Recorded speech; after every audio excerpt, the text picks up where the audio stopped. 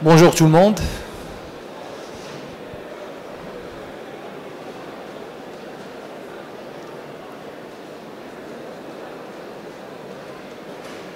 C'est bien ça? Voilà. C'est bien ça.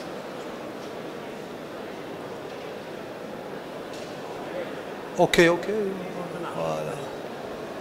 Donc, ma présentation est bien sûr sur les biocarburants, mais plus précisément, je vais vous parler de l'expérience de notre université, de notre labo de biotechnologie, sur le bioéthanol, la production de bioéthanol lignocellulosique, le bioéthanol de deuxième génération. Une expérience qui a duré maintenant à peu près une dizaine d'années et dont je vais vous présenter les résultats qu'on a publiés dans ces quelques dernières années. Et après, je vais passer à des projets qu'on a commencé il y a une année. Il s'agit de biodiesel de première génération. C'est les biodiesels des huiles de friture, les huiles usagées, ainsi que le biodiesel de troisième génération et qui est le biodiesel à partir des micro-algues. Sans avoir l'intention d'insulter votre intelligence, mais juste pour vulgariser la chose, je vais aussi revenir sur les biocarburants, les technologies.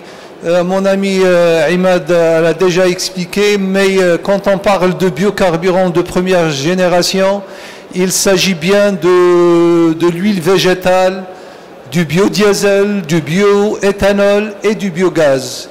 Et la matière première, c'est bien une matière, c'est une biomasse qui est destinée à la nutrition. Mais la technologie diffère. Quand on parle de biogaz, par exemple, c'est l'anaérobie, c'est la digestion anaérobie, comme il a expliqué, c'est un filet, le bioéthanol, c'est l'hydrolyse et la fermentation. L'huile végétale, c'est juste de l'extraction. Mais quand on passe aux biocarburants de deuxième génération et troisième génération, cette fois-ci, les biocarburants sont les mêmes. Il s'agit toujours du bioéthanol, biogaz, biodiesel et biohydrogène, mais la matière première elle est un peu différente. Donc il s'agit de matières lignocellulosiques, d'huile, cette fois-ci à partir de microalgues, et la transformation elle est aussi différente. Alors la plus grande partie de ma présentation sera consacrée surtout sur le bioéthanol. Ce bioéthanol, il date des années, disons, du 19e siècle. Mais ce dernier a reçu beaucoup d'intérêt après le conflit arabo-israélien de l'année 1973. Et c'est l'époque où les pays du Moyen-Orient, de l'OPEC, qui ont fait un embargo contre l'export du pétrole envers Israël et les pays alliés. L'importance du bioéthanol, c'est qu'il va diminuer la dépendance envers le pétrole fossile. Bien sûr, c'est une énergie renouvelable. Il va aussi diminuer les polluants ainsi que les gaz à effet de serre comme le CO, le CO2, etc. Il va produire des postes de travail. Le diapo présent, il montre l'importance environnementale du bioéthanol. Si on compare le pétrole fossile avec les biocarburants, on peut constater la quantité de CO2 qui est la molécule qui génère ce qu'on appelle l'échauffement global. Si on compare le biogaz ou le bioéthanol, le biodiesel avec les énergies fossiles, vous pouvez constater qu'ils sont très très minimes. La production mondiale, bien sûr, les États-Unis avec le Brésil, ils dépassent de loin l'Europe. Mais mon diapo, il date de 2005, mais dernièrement, les États-Unis, ils ont bien dépassé le Brésil. Alors, je passe maintenant aux biocarburants de première génération. Et comme j'ai dit tout à l'heure, la biomasse destinée aux biocarburants de première génération, et c'est une biomasse qui est destinée à la production nutritionnelle en premier lieu. Donc il s'agit de maïs, de blé, de la betterave, etc. Comment produire du bioéthanol de première génération? La technologie est très très simple, c'est-à-dire extraire soit la matière amylacée, l'amidon, ou bien la matière sucrée, le sucrose, etc., passer par une hydrolyse pour libérer le glucose et finir par une fermentation microbienne pour aboutir à l'éthanol. Et si maintenant on passe, disons, au sujet de ma présentation qui est le bioéthanol de deuxième génération, cette fois-ci, la biomasse elle est tout à fait différente. Donc il s'agit de déchets de bois, de la paille, et comme mon collègue tunisien Seimada a travaillé sur la halfa, nous on a travaillé sur les déchets de l'extraction de l'huile d'olive, le déchet solide qu'on appelle chez nous le fétor. Donc c'est la matière qu'on a essayé c'est une matière lignocellulosique et qu'on a essayé de la convertir en bioéthanol. Alors, les difficultés de ce bioéthanol de deuxième génération. Donc, si on voit la composition chimique de la matière lignocellulosique, donc il s'agit bien d'une dominance de glucose 37%, alors que chez le bioéthanol de première génération, il s'agit à peu près de 100% de glucose. À côté du glucose, on a des glucoses à 5 carbone et qui sont très difficilement fermenticibles. Et c'est là où le problème que tous les chercheurs ont fait face dans ce domaine. C'est-à-dire comment faire pour fermenter les sucres à 5 carbone. Le deuxième problème, c'est le pré-traitement de cette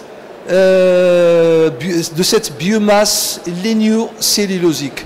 Sachant bien que cette biomasse lignocellulosique elle est composée de 3 parties, la lignine, la cellulose et l'hémicellulose.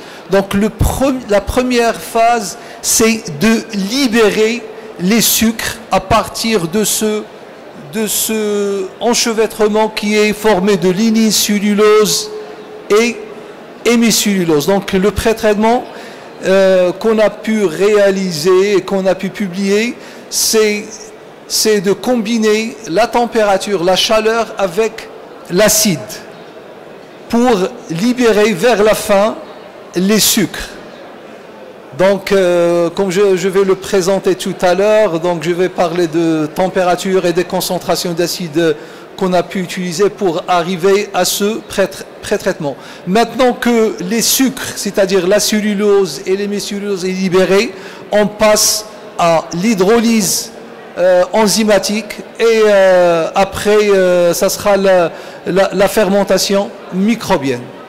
Un autre problème qu'on peut rencontrer dans cette fermentation ou cette production de bioéthanol de deuxième génération, c'est qu'au cours du pré-traitement, chaleur de 180 degrés, des concentrations un peu grandes d'acide, l'acide sulfurique, les sucres ainsi que la lignine peuvent se transformer en des molécules, le furfural, l'acétique, HMF, qui sont des inhibiteurs de la fermentation microbienne. Donc tu vas libérer le sucre, mais en même temps, tu vas générer des molécules qui vont inhiber la fermentation moléculaire.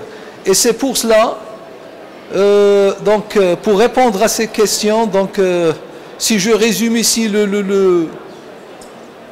la production du bioéthanol de première génération, comme je l'ai dit encore une fois tout à l'heure, donc l'amidon, l'hydrolyse enzymatique, tu obtiens le glucose, tu le fermentes soit avec une bactérie ou levure et tu obtiens l'éthanol. Mais pour la matière lignocellulosique, et dans notre cas, les restes de l'extraction de l'huile d'olive, comme je l'ai dit tout à l'heure, le phytore, donc libérer la cellulose et l'hémicellulose avec un pré-traitement chaleur et acide, l'hydrolyse enzymatique, tu finis par avoir des pentoses qui sont difficilement fermenticibles, donc, et aussi des inhibiteurs.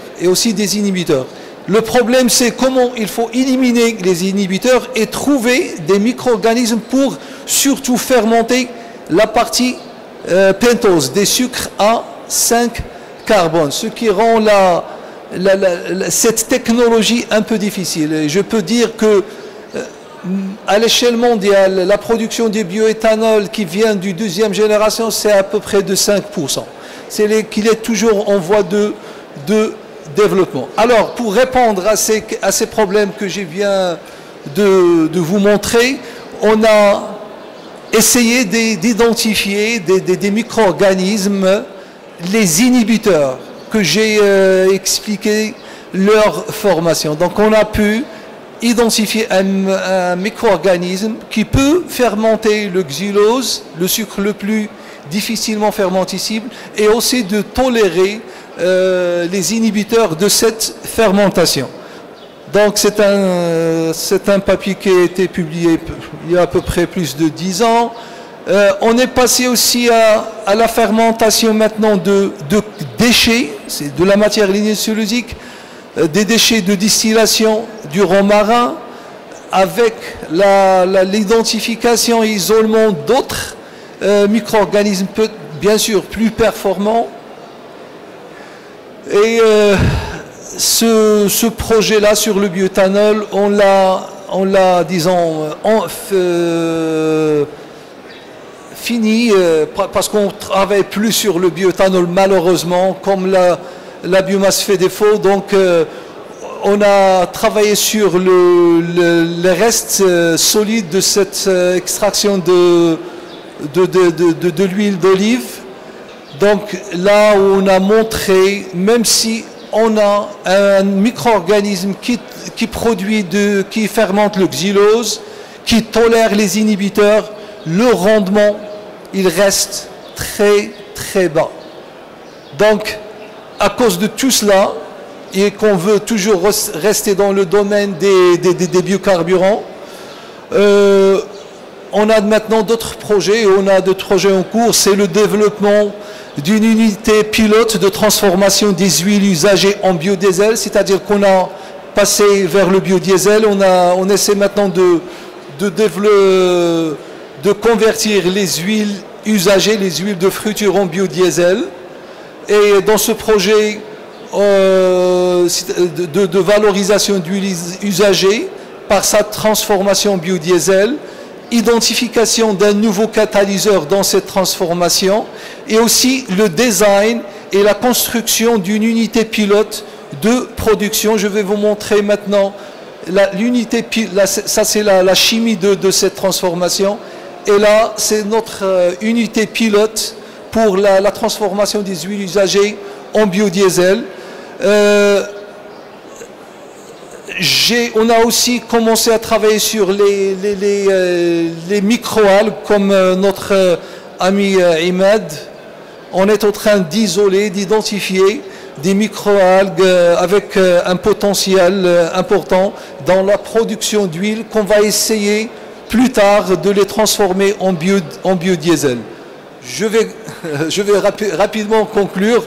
Donc je rejoins ce que mes collègues ont dit. Donc comme on est situé, comme le Maroc, la Tunisie, les pays de la région MENA sont situés dans un climat aride à semi-aride, et là où la biomasse fait défaut. Donc je rejoins l'idée de mes collègues à développer le plus en plus le biogaz dont la matière première sont les déchets.